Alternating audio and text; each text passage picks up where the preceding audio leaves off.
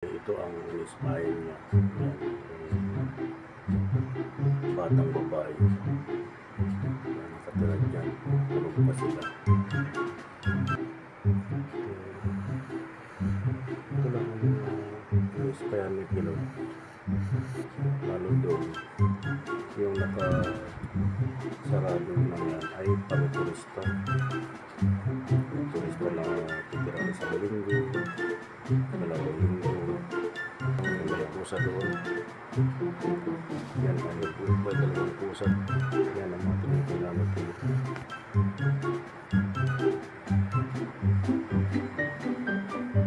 Kadalasan yung may pusa doon.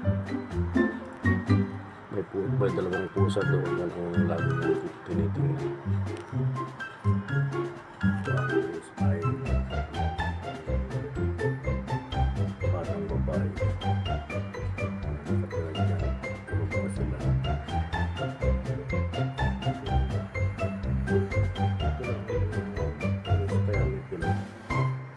Lalo doon, yung nakasarado na yan ay pang-turista. Turista na titira sa linggo, dalawang linggo, ganyan. Yan ay, yan ang mga tinitinamit yun.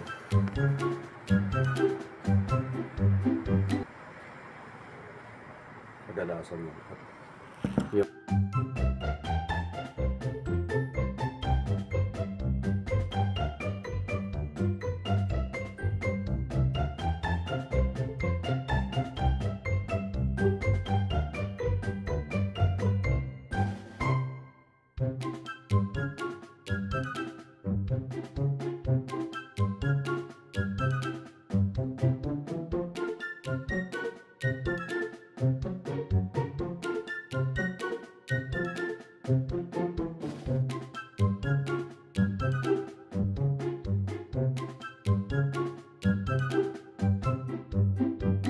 Kagaya yung bagong turista ngayon dito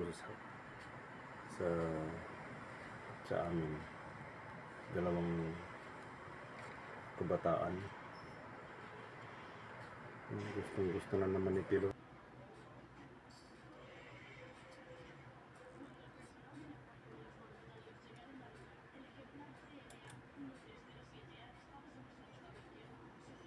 Kaya ganyan na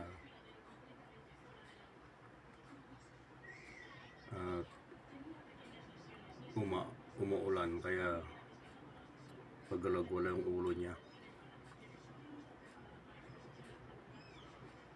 No.